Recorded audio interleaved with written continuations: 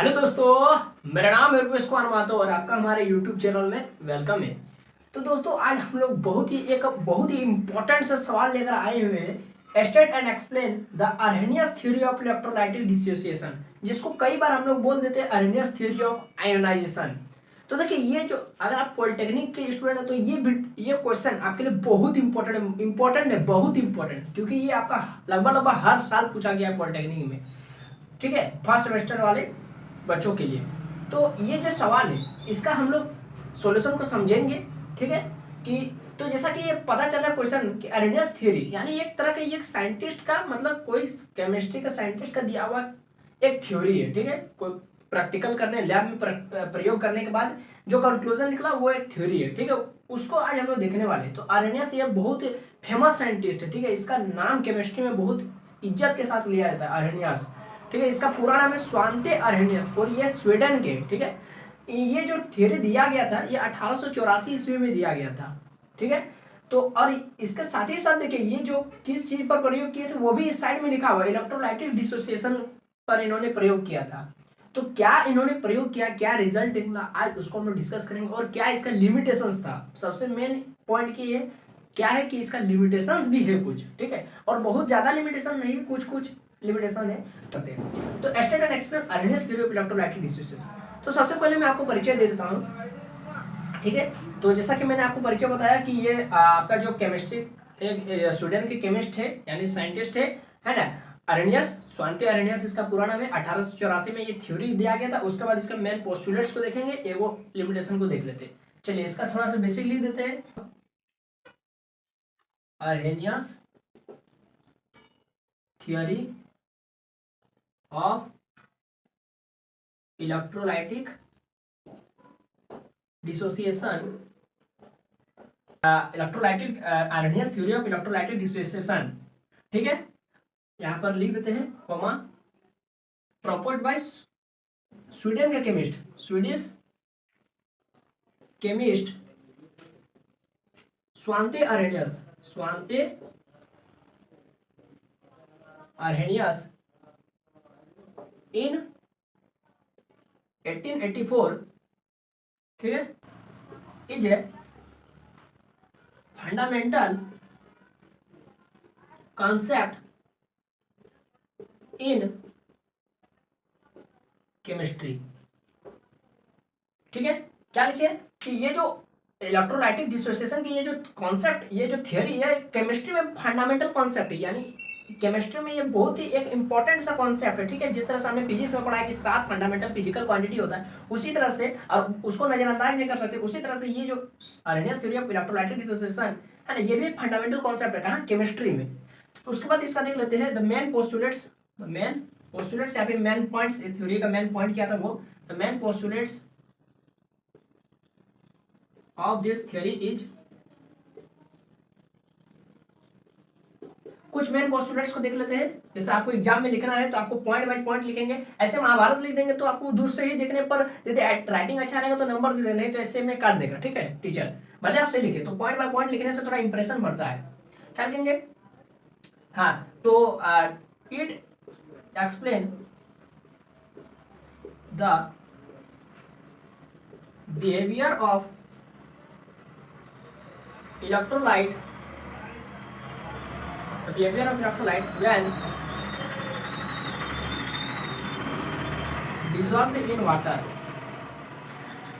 तो इसका सबसे पहला पॉइंट है कि जब हम इलेक्ट्रोलाइट को वाटर में डिसॉल्व करते हैं तो वो इलेक्ट्रोलाइट किस तरह से अपना एक्टिविटी दिखाता है, यानी किस तरह से उसका प्रॉपर्टी, यानी किस तरह से उसका बिहेवियर को दिखाता है उस वाटर में। जब उसको वाटर में घोल दिए तो वो किस तरह से अपना बिहेवियर दिखा रहा है, बस उसी के बारे में ये बताता है अर्हेनियस थ्योरी ऑफ इलेक्ट्रोलाइटिक डिसोसिएशन। हाँ, तो अगर आपको इलेक्ट्रोलाइटिक डिसोसिएशन का मतलब नहीं पता है तो आप इस वीडियो में जाकर देख सकते हैं। इसमें मैंने आपको इलेक्ट्रोलाइटिक डिसोसिएशन जो टर्म है इसको बहुत अच्छा से मैंने आपको डीपली आपको एक्सप्लेन किया, तो आप उसको जाकर देख सकते हैं। यहाँ पर मैं डायरेक्ट बात करता हूँ कि इस थ्योरी में क्या क्या बताया गया है। तो क्या बताया गया, जब वाटर में हम इलेक्ट्रोलाइट को डिसोसिएट करते हैं यानी डिसॉल्व करते हैं यानी घोलते हैं, तब वो क्या अपना बिहेवियर दिखाता है इसके बारे में। सेकंड पॉइंट देख लेते हैं कि according to this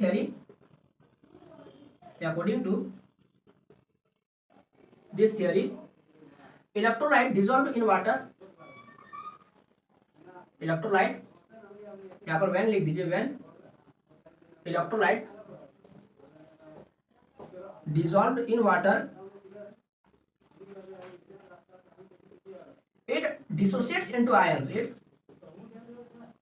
dissociates into ions, वो आयंस में डिसोसिएट हो जाता है। जैसे हम NaCl को वाटर में घोल दिए तो NaCl किस में डिसोसिएट होगा, Na प्लस और Cl माइनस आयन में, है ना, मतलब वो आयंस में डिसोसिएट हो जाते हैं। जब उसको वाटर में डिसॉल्व करते हैं तो वो आयंस में डिसोसिएट हो जाते हैं और क्या करते हैं,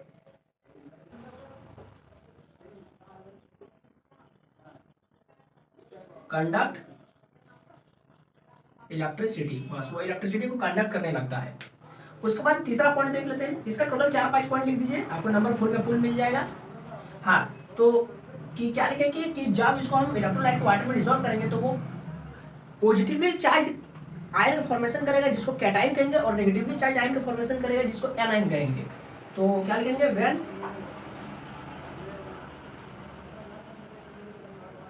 electrolyte dissociates it forms positively charged ions, जिसको हम लोग कैटायन कहते हैं, cations, and negatively charged ions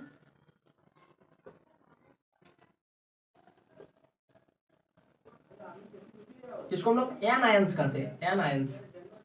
ठीक है, ये बेसिक आपका जो थ्योरी का था वो एकदम सिंपल शब्दों में, ज्यादा कुछ आपको हार्ड वर्ड भी यहाँ पर नहीं मिल रहा है देखने को, सिंपल से। ये जब वाटर में हम लोग इलेक्ट्रोलाइट को डिसॉल्व करते हैं तो वो अपना बिहेवियर को किस तरह से दिखाता है उसके बारे में बताता है, अर्नियस थ्योरी ऑफ इलेक्ट्रोलाइटिक डिसोसिएशन। और इस थ्योरी के अनुसार जब इलेक्ट्रोलाइट को हम लोग डिसॉल्व करते हैं वाटर में तो ये आयंस में टूट जाता है, डिसोसिएट हो जाता है, और वो जो सॉल्यूशन बनता है लास्ट में, जो आपका रिजल्टिंग सॉल्यूशन होता है, रिजल्ट का जो सॉल्यूशन होता है वो इलेक्ट्रिसिटी को कंडक्ट करता है। व्हेन इलेक्ट्रोलाइट डिसोसिएट हो जाता है आयंस में तो यह पॉजिटिवली चार्ज आयन का फॉर्मेशन करता है जिसको कैटायन कहते हैं, और नेगेटिवली चार्ज आयंस का फॉर्मेशन करता है जिसको एनायन कहते हैं। इतना बेसिक हो गया। और 2 पॉइंट लिख देते हैं, चलिए इसको नोट कर लीजिए तो फिर मिटा लेंगे। चौथा पॉइंट देख लेते हैं कि अब जो आयन मेरा बना पॉजिटिवली चार्ज आयन का और नेगेटिवली चार्ज आयन, वो क्या करेगा, चार्ज को कैरी करेगा। क्या करेगा, वो चार्ज को कैरी करेगा, जिससे मेरा जो सॉल्यूशन होता है वो इलेक्ट्रिसिटी को कंडक्ट करता है। उसको भी एक लाइन अलग से लिख देते हैं एक पॉइंट में कि दीज जो positively charge ion negatively charge ion बना था, these ions are responsible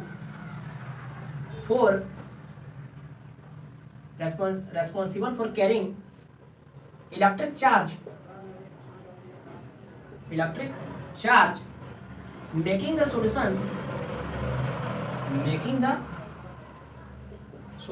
conductive, और उस सॉल्यूशन को क्या करता है, कंडक्टिव, यानी इलेक्ट्रिसिटी का कंडक्ट बनाता है। ठीक है, ठीक है, कि जो आयंस मेरा बना है पॉजिटिवली चार्ज आयन कैटायंस और नेगेटिवली चार्ज आयन एनायंस, वो क्या करता है, दीज आयंस आर रेस्पॉन्सिबल, वही आयन मेरा उत्तरदायी होता है, किस लिए, चार्ज को पूरा सॉल्यूशन में कैरी करने के लिए, यहां से वहां तक चार्ज को लेने के लिए, ठीक है, इलेक्ट्रिक चार्ज को। ठीक है, जिससे क्या होता है, जब चार्ज यहां से वहां तक जाएंगे तो क्या होगा, इलेक्ट्रिसिटी का कंडक्ट करने लगेगा। बस वही लिखे। एक और पॉइंट लिख देते हैं। अब तो जिस तरह से डिसोसिएट हो रहा था, यदि मान लेते हैं स्ट्रॉन्ग इलेक्ट्रोलाइट रहेगा तो ज्यादा डिसोसिएट होगा आयंस में। जैसे मान लेते हैं H2SO4 है, ठीक है, H2SO4 है, ये स्ट्रॉन्ग एसिड है, ठीक है, एसिड है, स्ट्रॉन्ग एसिड है, तो ये जब टूटेगा आयंस में तो ये H प्लस आयन बनाएगा, SO4 माइनस आयन बनाएगा, SO4 2 माइनस आयन बनाएगा। ठीक है, और यहाँ से 2 को H है यानी 2H प्लस आयन बनाएगा, और SO4 2 माइनस आयन बनाएगा, यानी ये लगभग पूरा टूट जा रहा है। फिर SO4 टूटेगा तो फिर O2 माइनस में टूटेगा, इस तरह से। ठीक है, तो मतलब ये जो H2SO4 ये स्ट्रॉन्ग इलेक्ट्रोलाइट है और ये पूरा डिसोसिएट हो जाता है, पूरा टूट जाता है ना। जैसे ये स्ट्रॉन्ग एसिड हो गया, स्ट्रॉन्ग बेस ले लेते हैं, जैसे NaOH ले लेते हैं तो ये टूट जाएगा आपका, Na प्लस में टूट जाएगा, OH माइनस में टूट जाएगा, तो ये पूरा टूट जा रहा है अपना आयंस में। ठीक है, अब वीक बेस और वीक एसिड क्या हो जाएगा, जैसे वीक एसिड का एक एग्जांपल ले लेते हैं CH3COOH, है ना, तो ये क्या होगा, ये आपका वीक एसिड का हो गया, तो वीक एसिड, तो ये आपका पूरा नहीं टूटेगा। ठीक है, उसके बाद आपका वीक बेस भी हो जाएगा, तो वो सब क्या होता है, आपका पूरा नहीं टूटता है। तो स्ट्रॉन्ग एसिड और स्ट्रॉन्ग बेस ये आपका पूरा टूटता है। जब पूरा टूट जाएगा, बोलिए तो सॉल्यूशन में मान लेते हैं ये जो बीकर है इसमें हम कम आयन रखेंगे, खाली एगो प्लस चार्ज एगो माइनस चार्ज, फिर एगो प्लस चार्ज एगो माइनस चार्ज, मतलब लगभग 4 को चार्ज है। 4 को चार्ज में बोले तो ज्यादा इलेक्ट्रिसिटी को कंडक्ट करने सकेगा, मतलब हर कोना तक इलेक्ट्रिसिटी को पहुंचाने सकेगा नहीं ना। तो इसका मतलब क्या है, यहाँ पर हम ऐसा एक सब्सटेंस को घोलेंगे ताकि वो टूट कर ज्यादा से ज्यादा आयन बनाएगा, ज्यादा से ज्यादा आयन बनाएगा। तब क्या होगा, हर कोना तक मिला इलेक्ट्रिसिटी पहुंच जाएगा, हर कोना तक इलेक्ट्रिसिटी का वो सप्लाई करने लगा, कैरी करने लगेगा। यानी वही है कि जो आपका अर्नियस थ्योरी ऑफ इलेक्ट्रोलाइटिक डिसोसिएशन ये जो है ना, ये पूरा पूरी स्ट्रॉन्ग एसिड और स्ट्रॉन्ग बेस के लिए लागू होता है। तो क्या लिखेंगे, strong electrolytes like strong acids and bases and base, strong acid or strong base completely dissociates into its ions in the solution, उस सॉल्यूशन में कंप्लीटली डिसोसिएट हो जाता है। वाइल जबकि weak electrolyte only partially dissociate, मतलब जो weak electrolyte रहता है वो कम टूटता है, मतलब सभी आयन में नहीं टूटता, वो कम आयन में टूटता है, यानी पार्शली डिसोसिएट। पार्शली का ही मतलब होता है कम, ठीक है। और जो स्ट्रॉन्ग इलेक्ट्रोलाइट है जैसे स्ट्रॉन्ग एसिड हो गया, स्ट्रॉन्ग बेस हो गया, ये सब पूरा टूट जाएगा आयन्स में, ठीक है। जितना आयन है सब में टूट जाएगा, ठीक है। ये हुआ 5वां पॉइंट। तो यहाँ तक आपका टोटल 5 पॉइंट हो गया आपका पोस्टुलेट्स, यानी मेन जो पॉइंट अर्नेस्ट थ्योरी में बताया गया है। अर्नेस्ट थ्योरी में ज्यादा कुछ इंपॉर्टेंट नहीं बताया है ना। इसका मतलब जो आप इसको आप एक लाइन में भी बोल सकते हो, बस उसी एक लाइन को बढ़ा के चढ़ाकर यहाँ पर लिखाया जाता है। उसके बाद थोड़ा सा एक हम लोग यहाँ पर एक लिमिटेशन का बात कर लेंगे कि Ernest theory of electrolytic dissociation में लिमिटेशन भी एक है। लिमिटेशन क्या है, जैसा कि मैंने आपको शुरू वाला पॉइंट बताया था कि it explain the behaviour of electrolyte when dissolve in water, यानी ये इलेक्ट्रोलाइट का बिहेवियर, यानी बिहेवियर मतलब क्या, वो आयन में टूट रहा है ना, और वो क्या कर रहा है, इलेक्ट्रिसिटी को कंडक्ट कर रहा है, बस चार्ज को कैरी करने के कारण। तो वो क्या कर रहा है कि जब उसको वाटर में डिसॉल्व कर रहा है, वाटर क्या है, एक तरह का सॉल्वेंट है, यानी जब हम इलेक्ट्रोलाइट को सॉल्वेंट में डिसॉल्व करेंगे तभी ऐसा काम होगा, तभी ये वो अपना प्रॉपर्टी शो करेगा, है ना, तभी वो इलेक्ट्रिक चार्ज का कंडक्ट करेगा, इलेक्ट्रिक चार्ज को यहाँ से वहां तक कैरी करेगा, इलेक्ट्रिसिटी को कंडक्ट करेगा। लेकिन वही बात हो रहा है कि सॉल्वेंट रहेगा तभी। तो आपका अर्नेस्ट थ्योरी में बोल रहा है कि सॉल्वेंट रहेगा तभी ऐसा हो सकता है ना। लेकिन हम लोग तो असली में क्या देखते हैं कि जैसे सॉल्वेंट नहीं फिर भी इलेक्ट्रिसिटी का कंडक्ट होता है। कैसे जैसे कोई इलेक्ट्रोलाइट है, उसको गला देंगे तो अपने मोल्टेन स्टेट में आ जाएगा, है ना, अपने वो लिक्विड स्टेट में आ जाएगा, इलेक्ट्रिसिटी को कंडक्ट करेगा। मतलब वहां पर क्या हो रहा है कि वहां पर वाटर की जरूरत ही नहीं पड़ रहा है, वहां पर वाटर जैसे सॉल्वेंट की जरूरत ही नहीं पड़ रहा, तो फिर Ernest theory of electrolytic dissociation क्या होता है, फेल हो जाता है। यही उसका लिमिटेशन, यही उसका डिमेरिट है। और भी है, वो सब जाने की जरूरत भी नहीं है, मतलब आप नॉर्मल शब्दों में यही याद रख लीजिए जिससे पूरा थ्योरी बना हुआ है, उसी के लिमिटेशन। जैसे क्या है, इसमें सॉल्वेंट का जरूरत पड़ रहा है, मस्ट बोला कि सॉल्वेंट लेना ही पड़ेगा, लेकिन हम लोग क्या जानते हैं, सॉल्वेंट नहीं भी रहने पर खाली उसको मोल्टेन स्टेट में ले आएंगे, चार्ज को अलग कर देंगे, सॉरी आयंस को अलग कर देंगे, तो आयंस जहाँ फ्री हो गया इलेक्ट्रिसिटी को कंडक्ट करने लगेगा, बस उसी को लिख देते हैं। डिसएडवांटेज या फिर आप इसको लिमिटेशंस भी बोल सकते हैं, लिमिटेशन ऑफ दिस थियरी, या फिर Ernest theory of electrolytic dissociation, Ernest theory of electrolytic dissociation. इसका आप लिमिटेशन लिख सकते हैं कि लिमिटेशन आप लिख सकते हैं कि इसमें सॉल्वेंट का बोल रहा है कि एकदम मस्ट जरूरी है, लेकिन हम लोग क्या जानते हैं, सॉल्वेंट का नहीं भी रहने से इलेक्ट्रिसिटी का कंडक्ट हो जाता है। कि हम लोग क्या जानते हैं कि स्ट्रॉन्ग जो इलेक्ट्रोलाइट्स होता है, strong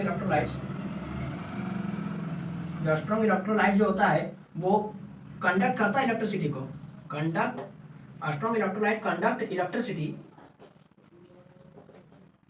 in fused state. Fused state का मतलब होता है मोल्टेन स्टेट, लिक्विड अवस्था में, that is absence of water, देखिए वाटर के अनुपस्थिति में भी ये इलेक्ट्रिसिटी को कंडक्ट कर रहा है, जो कि वो बोल रहा था कि इसमें सॉल्वेंट का मस्ट जरूरी है। तो यहाँ पर लिख देंगे while according to Arrhenius theory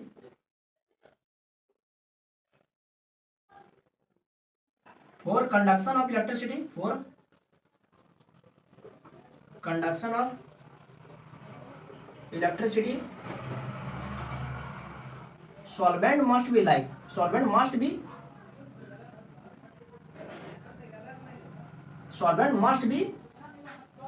या फिर क्या लिख सकते हो उसको, सॉल्वेंट का एकदम बिल्कुल जरूरी होता है। तो सॉल्वेंट मस्ट बी इंपॉर्टेंट है, क्या लिखेंगे, solvent must be used, use लिख दीजिए, सॉल्वेंट का यूज करना ही पड़ेगा, ठीक है। जबकि हम लोग क्या कहते हैं स्ट्रॉन्ग इलेक्ट्रोलाइट जो है ना वो बिना वाटर का ही, देखिए एब्सेंस ऑफ वाटर, खाली उसको हम यदि गला देंगे फ्यूज यानी मोल्टन स्टेट मिल जाएंगे तो वही इलेक्ट्रिसिटी का कंडक्ट करने लगता है। वही बोल रहा है कि अर्नियस थ्योरी में बोल रहा है कि सॉल्वेंट एकदम जरूरी होगा, है ना, बस यही बोल रहा है कि लिमिटेशन। हाँ तो आपको मुझे लग रहा है कि ये मतलब जो क्वेश्चन है उसका जो सोल्यूशन, ये मतलब इस सोल्यूशन से आप मिलजुल गए होंगे, मतलब आपको समझ में आ गया होगा। तो ये वीडियो आपको कैसा लगा आप कमेंट बॉक्स में जरूर बताएं। ये इंपॉर्टेंट, ये मतलब ये जो क्वेश्चन है बहुत इंपॉर्टेंट, ठीक है, इसको आप रिविजन कर लीजिए, नोट्स इसका लिख लीजिए कॉपी में इसका, है ना, वीडियो को देखकर लिख लीजिए और इसको याद कर लीजिए। तो ये वीडियो आपको कैसा लगा आप हमें कमेंट बॉक्स में जरूर बताएं। वीडियो अच्छा लगा तो लाइक करें, अपने दोस्तों में वीडियो को लिंक को फैला दीजिए, मतलब शेयर कर दीजिए और हमारे चैनल के साथ बने रहिए, यानी इसके लिए आप हमारे चैनल को सब्सक्राइब कर लीजिए ताकि आने वाली भी लेटेस्ट वीडियो आपके मोबाइल में सबसे पहले पहुंचे, और बेल आइकन को ऑन पर क्लिक कर लीजिए। तो बस अभी के लिए इतना है, फिर मिलते हैं किसी नए वीडियो में। जय हिंद, वंदे मातरम।